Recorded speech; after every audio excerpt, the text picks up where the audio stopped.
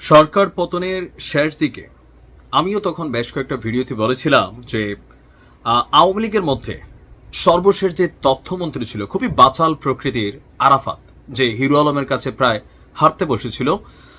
আর এই আরাফাত সহ একটা সিন্ডিকেট শেখ হাসিনার আশেপাশে এমনভাবে গাইডা বসছিল যে শেখ হাসিনা পথভ্রষ্ট হয়েছিলেন।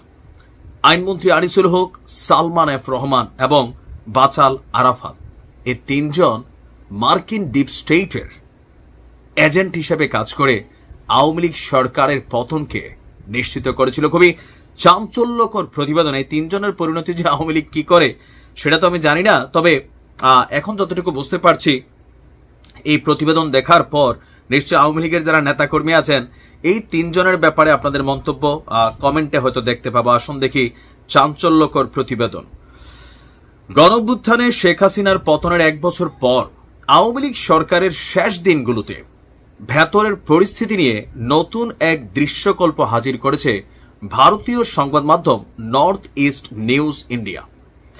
দর্শক, সাংবাদিক চন্দন নন্দী এক প্রতিবেদনে লিখেছেন, 2024 সালের 5ই আগস্ট শেখ হাসিনা ক্ষমতা হারানোর কয়েক মাস আগ থেকে তার সরকারের 3 জন গুরুত্বপূর্ণ ব্যক্তিকে প্রভাবিত করেছিল মার্কিন ডিপ স্টেট।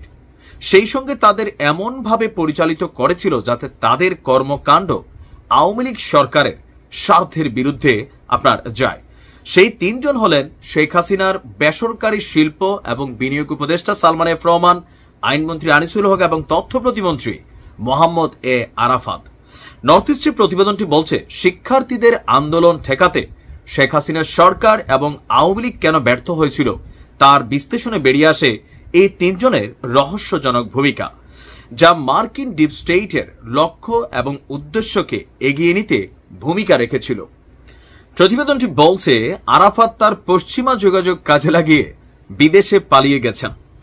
আর নাম প্রকাশ না করে আওয়ামী লীগের একাধিক সূত্র বলছে, হাসিনা সরকারের শেষ কয়েক সপ্তাহে সালমান এফ রহমান, আনিসুল হক এবং আরাফাত এমন কর্মকাণ্ড করছিলেন যা সামগ্রিকভাবে সরকারের, বিশেষ করে তৎকালীন প্রধানমন্ত্রীর স্বার্থের ক্ষতি করেছে।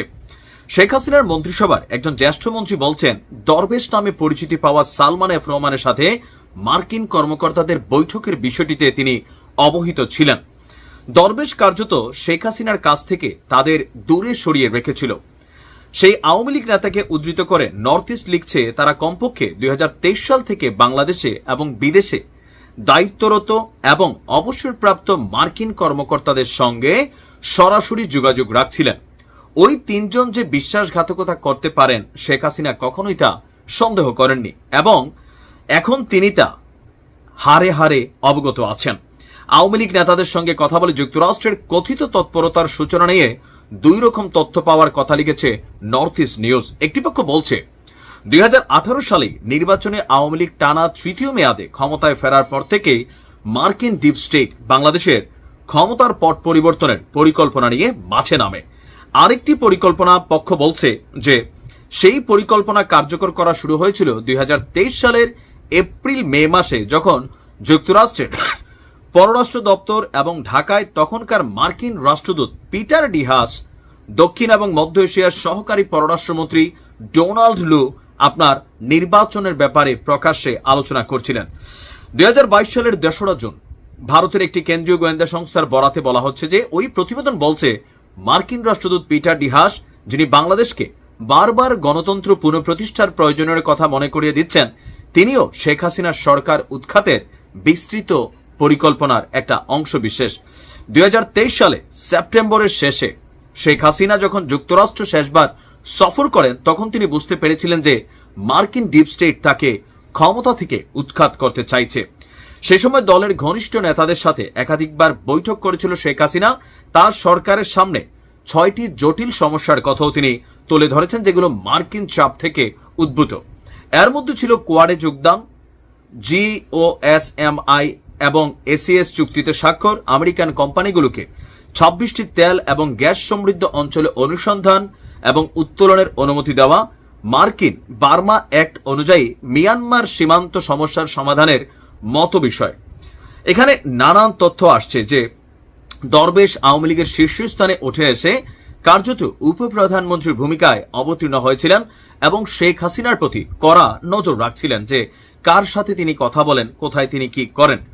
2023 সালের এপ্রিল মে মাসে শেখ হাসিনা যখন জাপান এবং যুক্তরাষ্ট্র সফর করেন, ওয়াশিংটন ডিসিতে তিনি থাকলেন রিটস কার্লন হোটেলে, কিন্তু দরবেশ সেই হোটেলের বদলে সেন্ট রেজিস হোটেলে ওঠার সিদ্ধান্ত নেন। বিশাল লম্বা চূড়া এক বক্তব্য।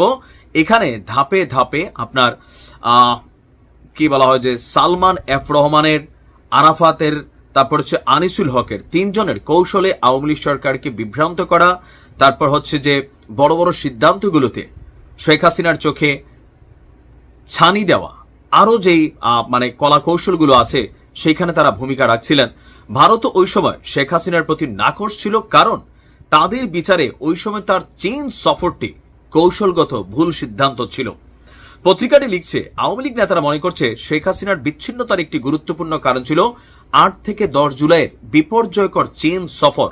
নির্ধারিত তারিখের একদিন আগেই তার দেশে ফেরা একটা ইঙ্গিত দিচ্ছিল যে চীন সফরে খুব বেশি কাজে দেয়নি এবং ভারতীয় বিষয়গুলোকে পজিটিভ নিচ্ছিল না শেখ হাসিনার চীনের প্রতি ঘনিষ্ঠতা। তো সব মিলিয়ে এই 3 কালপ্রিটের নামে এই মুহূর্তে আলোচনায়। এখন এই প্রতিবেদন যারা করেছে তারা ভালো জানে, আর আওয়ামী লীগ ভালো জানে, শেখ হাসিনা ভালো জানে যে এই 3 ব্যক্তি তাকে কতটা প্রভাবিত করেছিল। তবে আওয়ামী লীগের পতন হয়েছে একদম রুট লেভেল থেকে বিচ্ছিন্ন হওয়া, হাইব্রিডদের অস্তিত্ব তৈরি হওয়া, জুলুম, নির্যাতন, ভুয়া গুজব মামলা, প্রশাসনকে একত্রীকরণ করে ফেলা, মানে মানুষের কথা শুনতে না পারা। ভালো থাকুন।